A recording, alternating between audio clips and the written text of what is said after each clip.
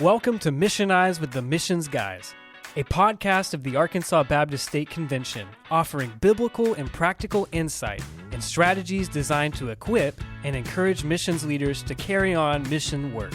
The goal is to fulfill the Great Commission from a church's local community to the ends of the earth. That is why we missionize. Now here are your hosts, the Missions Guys, Sam Roberts and Clint Ritchie. Welcome to Missionize. Thank you for joining us today. I am your co-host Clint here with Dr. Sam, and we are ready to jump into today's topic. And we've had some awesome guests the last few episodes, Dr. Sam. We have. And it was such a pleasure having Sandy Wisdom Martin and Jeff Ginn and others. So what do we have today? Well, today they're stuck with me and you. So please don't turn off. Continue to listen as we discuss today the globally minded church. Now, as we have said from the beginning, we want this podcast to be biblically based. And as we think about the globally minded church, immediately my mind goes to the Great Commission, where we're told to make disciples of all nations. We see Acts 1:8, we're told you'll be my witnesses in Jerusalem and Judea, Samaria, and the ends of the earth. The early church was globally minded. We see they took those commands seriously. We see them send Paul out on missionary journeys. The support that was generated by the established churches during that time. We see Paul's desire to go to the ends of the earth, to go to Rome at that time. And so today we're going to jump into this concept of a globally minded church. Now, we've talked a lot in the previous episodes about local missions and outreach. And one of the reasons is because that's our focus here at the convention and helping churches do that. But in churches that we pastored, we led those churches to be globally minded. And the temptation, I believe, Dr. Sam, is to be one or the other. So in your pastoral ministry, how did you find that balance? Hey, that's a great question there. And I think it all goes back to the Great Commission, just like you're talking about, whether you're talking about Matthew or you're talking about Acts 1:8. What we did in the churches that I pastored, especially in the most previous church, is we were very intentional on developing an Acts 1:8 strategy that included Jerusalem, Judea, Samaria, the ends of the earth. Not leaving any of those out, knowing that this Great Commission is huge, and each of those areas are just as important as the other. And so what we attempted to do, and did with a fair amount of success, was to have at least one partnership in each of those areas.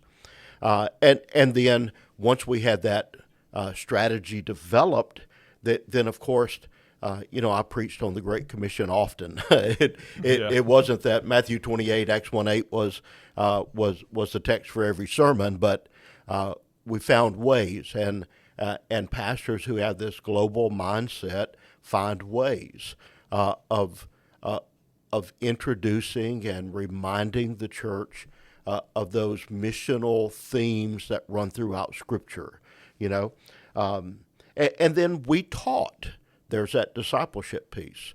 That strategy was part of our training for our first connection event, which was something we did for people who were considering membership, but then also for our Membership Matters class, where we made sure that we walked with each of our new members through, here's the strategy that we have, this is why this is important. I think the key to that is intentionality. Yeah, you were exactly. intentional about an Acts 1:8 strategy, intentional on preaching, intentional on including that things that you shared with people. And so I think that is the maybe a theme that runs through each one of these characteristics. So we're going to look at 10 characteristics of a globally minded church. And we are using as a launching point a couple of older blogs written by Dr. Chuck Lawless, who I believe is one of the gems of the Southern Baptist Convention. Man, Chuck is awesome. And if you're not listening to his podcast, reading his articles, you need to do that. Chuck, we have a relationship with Chuck, both of us in different areas. Chuck and I were seminary students. together at Southern Seminary, and you have a relationship as a mentoring type relationship as well, right? That's right. Yeah, just some continuing ed type stuff I did as a pastor with him, but also well before then, just reading his blogs and listening to him. And again, it just seems like every time he writes something or says something, just full of gold. And so let's jump into these 10 characteristics. First characteristic of a globally minded church is that the members of a globally minded church recognize that global missions is a commitment of the congregation. So it's not just the leader. The leader is casting vision, but also helping others buy into that vision too. And if the members don't know this commitment, the commitment is probably not that strong. Yeah. And that's an important point there. When it comes to a vision, that this is more than just words on a piece of paper. If it just becomes a document that the pastor has written, has authored, then that's one thing. So it's more than just words on a piece of paper. It's a vision that is cast by the pastor, but that vision needs to be owned by the congregation. So how does that happen? How do we lead the church in owning this vision of reaching the nations? Chuck makes the statement. He said, the pastor bleeds for the nations. Strong, mission-minded churches are led by pastors who usually wonder why God hasn't yet freed them to go to the nations. Yeah, that's so true. You and I have had those discussions in the past. I think that this particular point really centers on the importance of communicating that vision to the congregation. That you start small with a smaller group, and then you expand, to the larger group. Yeah. But you keep it in front of the people. Now, we did that in a lot of different ways at First Stuttgart. One of those ways that we found really beneficial, that really caught on, is in the last few years of ministry there, we developed this image of a triangle, simple triangle, that we called our discipleship triangle. And basically each leg had one of the aspects of what it means to be a follower of Jesus, a disciple of Jesus who makes disciples. Love and know God, connect and grow through the church, serve and go with the gospel. And so those were the three primary focus of the church, and serve and go with the gospel was got just as much attention as the other. So when we developed that, man, that just gave our folks a visual, that they could look at and remember. So more than just words on a piece of paper, it became a vision of the church. So that's number one. Number two is this: a globally minded church's budget and its giving reflect a commitment to global missions. Now, giving is sometimes the easiest way to support missions, but it's still a necessary way. It's a necessary way to help others reach the nations. Chuck says that a church who consumes their budget on themselves is likely only inwardly focused. Now, Clint, there's so much here we could dive into.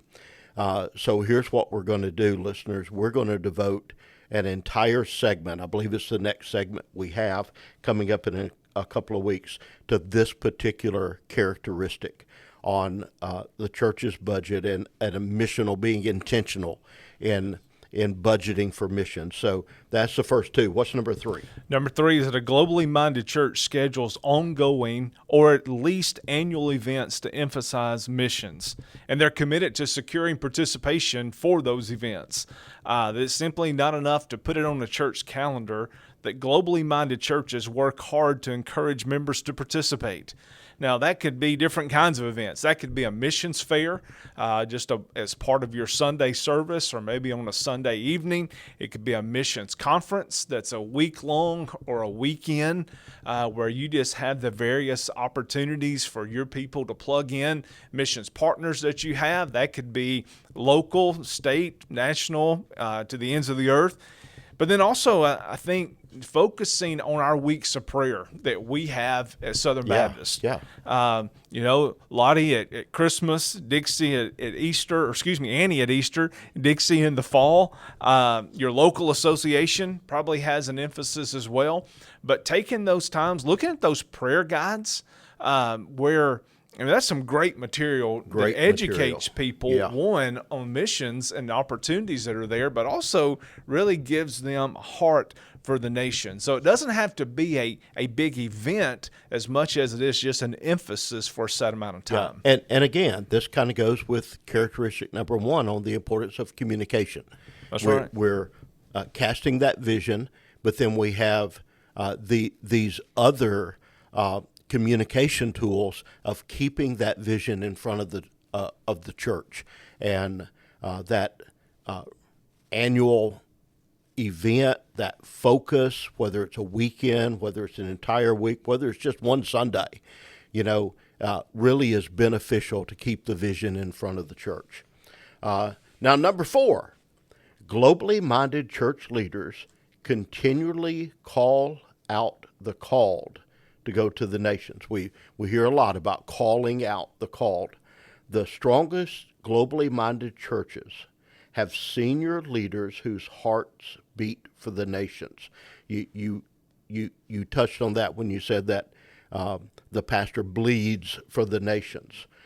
And they regularly challenge their best to consider God's call to go to the world. They rejoice at sending members rather than regret their loss. Now, can we just say that I'm sure each of us have some folks that we would gladly send. Every pastor has that list. And we would throw a huge party if they received a calling from God to go. But this is really a mindset shift, Clint, because selfishly, we want to keep our best. Right. I mean, these are folks that we've had a hand in discipling, in turning loose and setting them loose in ministry in the church. But what globally minded church leaders know is that when God calls out the best from your congregation, it's not subtraction. It's really multiplication. That's right. It's a mindset shift. And what happens, and I've seen it happen, you've seen it happen, is that God raises up new leaders who then become the best. Yeah. And you know what's probably going to happen at some point in their future as well. God's going to call them out to go. And isn't that what the Great Commission is all about? That's right. It's about making disciples who make disciples. And God has this way of calling out the best. What an incredible reminder to us. Yeah, I'm sure the early church wasn't real excited to lose Paul and Barnabas, but yet laid their hands on them and sent them out. Yeah. And we have to do the same still. Number 5, a globally minded church has missionaries speak regularly at their church. So one of the best ways to promote missions is to get to know believers who are giving their lives for this work. Somehow, when you know a name, when you see a face, you hear a story, that just dramatically turns our hearts outwardly to the nations. Yeah. It's one thing, the IMB does a great job of giving us stories of missionaries on their website and in print form. It's one thing to read those stories, but it's another level when you have that missionary in person, telling his or her own story of how they have seen God move, how they've witnessed God's faithfulness, and how the prayers and the giving of God's people have sustained them. Yeah. Hey, Clint, did you know? I know you know this, but listeners, did you know that as an SBC church, you have a missionary that has been assigned to you? That's right. That's an initiative that Dr. Chitwood has begun, and it grew out of a realization that there was a disconnect between our field personnel, our missionaries, and the local church. You see, although through cooperative program and Lottie Moon, we know that we support thousands of missionaries all over the world. Most churches, though, really don't personally know a missionary. And Dr. Chipwood came to the realization that's a reality, and that's a sad reality, and we need to change that. So we've got some good news. You can know who your missionary is, and there are a couple of ways of finding out who that missionary is that has been assigned to your local church, regardless of the size of the church. You have an IMB missionary that has been assigned to you. So here's how you can discover that. You can go to absc.org/whoisourmissionary, and there's a form there to complete, and we will begin that process and get that information and get that back to you and introduce you to the IMB missionary that's been assigned to your church.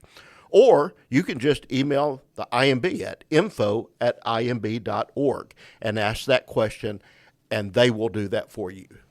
And I'll just say, if you're a pastor that's listening and you haven't heard from who your missionary is, you may want to check your spam folder. Yeah. Because I heard some missionaries say that their Good emails point. were going to spam, and or that the pastor didn't know the name and was just deleting the email. So may want to hunt for those things a little bit as well. That's a great starting point of connecting with who your missionary is.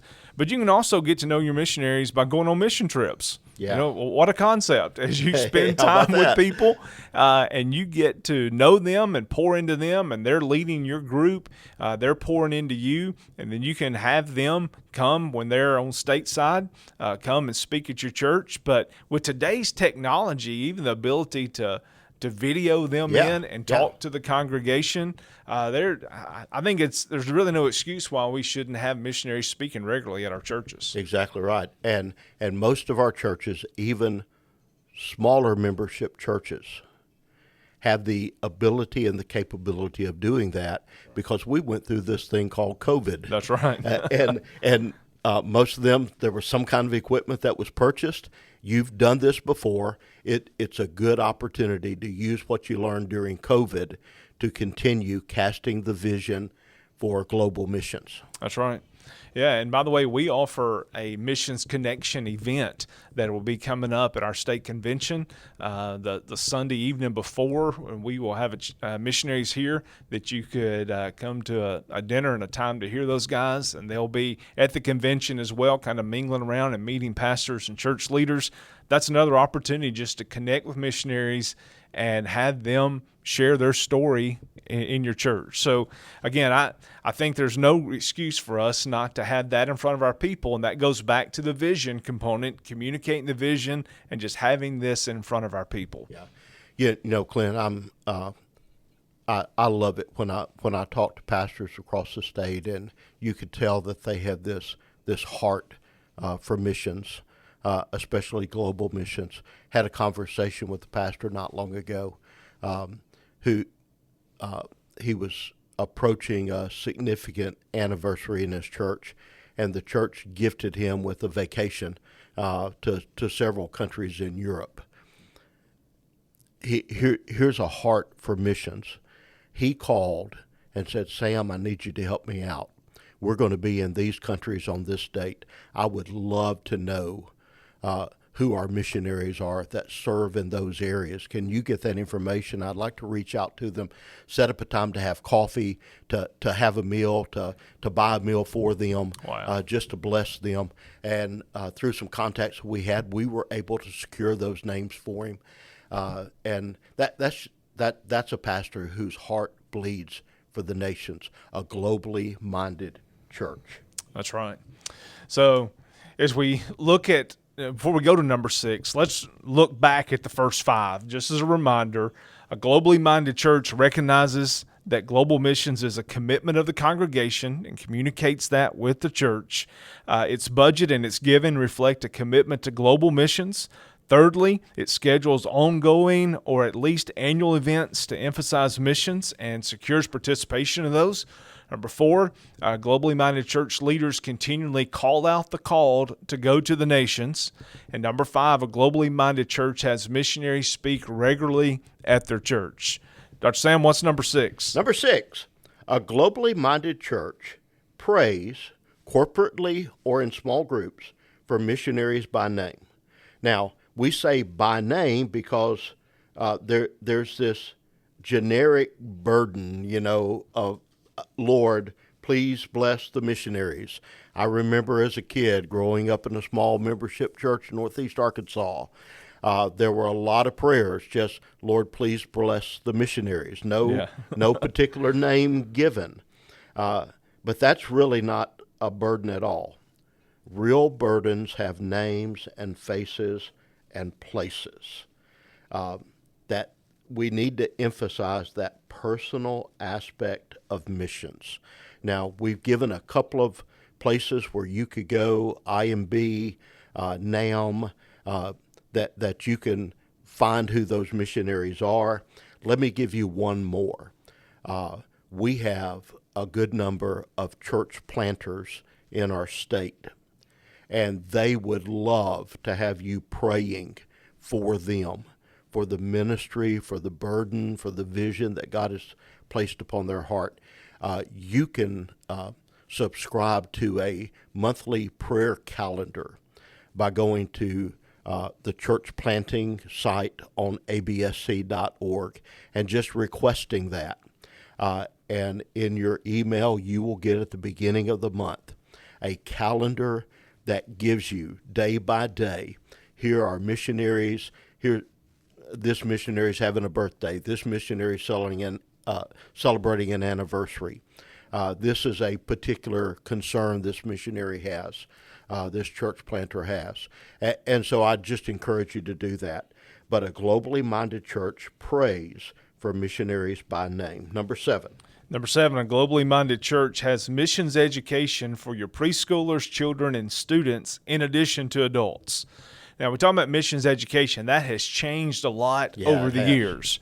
But globally minded churches make sure that the next generations know the needs of the world. They teach missions from childhood. In our previous episodes over the last month or so, we have heard segments that have highlighted missions education, the impact that made. Go back and listen to the interviews with Sandy Wisdom Martin and Jeff Ginn. They comment specifically about how they were educated about missions that created a heart for the nations within them because they grew up in globally minded churches. Yeah, and in just a few weeks on our schedule, we're going to have a full episode on missions discipleship with 2 of our team members, with Travis McCormick and Debbie Moore. So I encourage you to tune into that one, to listen to that episode once it drops here in a few weeks, a month, something along those lines. I don't have the schedule in front of me, but you'll hear some new directions, some creative ways of doing missions discipleship in the local church. Okay, and it's not just sitting. Let me say, it's not just sitting in a classroom. So don't exactly. put that one off when you see that title. Exactly. Number 8, a globally minded church adopts an unreached people group to pray for and seeks to reach. Now, every globally minded church may not have taken this step yet, but it does reflect a heart commitment to make a difference. Loving and praying for unreached people groups can change our perspective toward the world. Now, again, there are so many resources for discovering UPGs that are out there. You can go to IMB, Joshua Project, Operation World. Those are 3 of my favorites. You can also go to the Arkansas Baptist State Convention, the missions page, and if you'll just type in Missions Praying and Giving, MPG, Missions Praying and Giving, and here's what you're going to discover. We have a complete list that's been provided to us through the International Mission Board of every people group, unreached people group in South Asia and Southeast Asia, and there's a link there for you to adopt one of those people groups. We hope to add more of the affinity groups in the near future. If there's another area of our world that you are interested in as a church that God's directed your heart to, you keep checking back. We're going to be adding some more of those. Recently, I was at a church in Northeast Arkansas for a mission emphasis who's doing missions well, and I remember seeing there's this incredible visual as you walk down one of the long hallways, big letters spelled out the name of the unreached people group that they had adopted for this year. Wow. And there were several ways to pray for that people group. So you would see people just walking down and stopping, you know? So they keep it in front of the people, communicate that vision, keep it in front of the people. But a globally minded church adopts an unreached people group to pray for and seek to reach. And we have several churches do a great job of an Acts 1:8 prayer strategy. Yeah, where, exactly. For 4 Sundays, one Sunday they're praying for local missions, second Sunday for state, third for national, and fourth international. And then usually that fourth one is an unreached people group that they've adopted. So at least 12 times a year, they're talking about this people group and praying for them. And that ties back into the vision component. Exactly. Number 9, a globally minded church knows about, prays for, and seeks to reach the nations around them. We talked recently with Jamie Nairmore on this podcast how God has brought the world to us here in Arkansas. And in some cases, bringing people here who would have little opportunity, if any, to hear the gospel in their home country. Globally minded churches are willing to cross the street to reach others, even as they cross the ocean to do the same. They know their community, their region, their continent, and the nation. Yeah. And again, they're praying for those. They're seeking to reach the nations that are around them. And their members can describe that commitment. Again, it's that Acts 1:8 commitment where you're serving where you are, and the Lord has brought the nations to us. Yeah. And if you will look at that missions, praying, and giving page again at absc.org/missions, we also have a list there of all of those UPGs that are represented right here in our state. Yeah. There's a complete list that Jamie Nairmore put together a few years ago, and there are ways there that you can adopt one of those UPGs that's right here in Arkansas. You'll also find 2 volumes of the 15 Days of Prayer for UPGs in Arkansas. Great resource.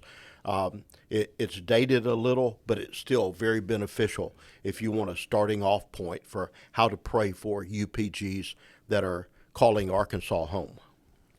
Hey, we're down to number 10, aren't we? Yes, we are. Here we go. Let's wrap it up with this one. A globally minded church provides opportunities for members to take mission trips. How about that? Hey. Now, here's something to consider.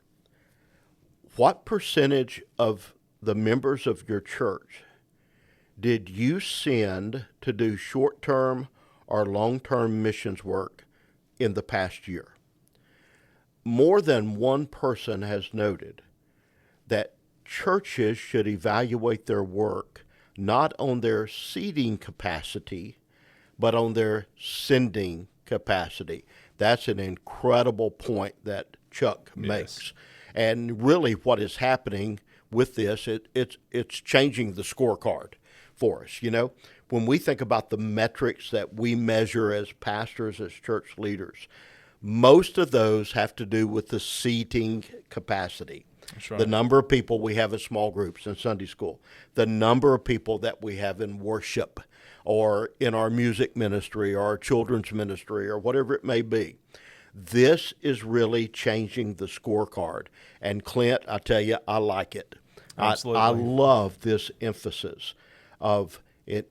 We don't do away with the metric of how many people are coming, but we want to track as well the people that we are sending. Yeah. And I would just encourage you, start small. If you as a pastor can take a trip, say you take a vision trip and you come back, and again, going back to number 1, you cast the vision and you take one person with you. Yeah. Or maybe you take one with you on the vision trip. And then you come back and each of you have a commitment to take one more. And you're just gradually increasing the number of folks that are doing short-term and long-term missions. Yeah, and as we both know, missions becomes contagious. That's right. Because when you take someone with you and you come back and you share those stories with others of what you saw God doing, of how faithful God has been, of what the missionaries, the church planters that you're working with, those testimonies, those the truths that they're sharing, the heart that they share, the burden that they have for the people that they're serving, that changes you, and it becomes contagious. And so those stories that you share have a way of just multiplying the number of people that are sent from the church. That's right. So, hey, let's just repeat for our listeners. Let me run through the list one time again, then we'll wrap this up. The members of a globally minded church recognize that global missions is a commitment of the congregation. The church's budget and its giving reflect a commitment to global missions. Number 3, the church schedules ongoing or at least annual events to emphasize missions. Number 4, they continually call out the called to go to the nations. They're willing to give up the best that they have. They have missionaries speak regularly at the church. Number 6, they pray for missionaries by name. They have missions education for preschoolers, children, and students in addition to adults. They adopt an unreached people group to pray for and seek to reach. They know about, pray for, and seek to reach the nations that have come to them. And finally, a globally minded church provides opportunities for members to take mission trips. Now, in Chuck's article that you used, Clint, to develop these 10 characteristics, he encouraged church leaders to give a numerical evaluation from 1 to 10 for each of those 10 questions. His article had 10 questions.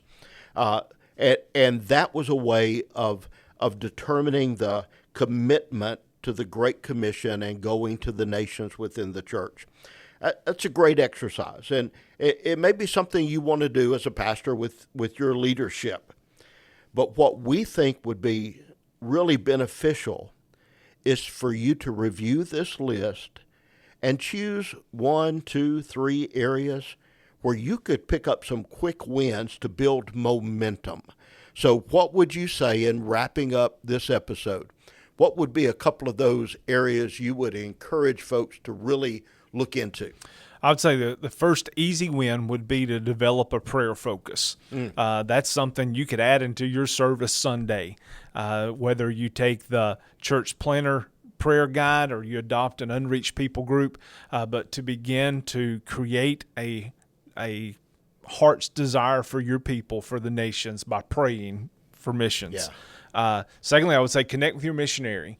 Figure out who your missionary is. That is a multifaceted, where you could have them, yes, come and speak, but you could share their story. You could read a letter from them. You could highlight them. Lottie time at Christmas, tons of opportunities for you there. And then lastly, I would just say begin to develop an Acts 1:8 strategy. Yeah. And if we go back to starts with vision, as a leader, lead. Develop that vision and know that as you begin that process, we're here to help you, and Exactly. would love to do that. Exactly. Feel free to reach out to us at missionize@absc.org or each one of our personal emails that you'll find on our website as well.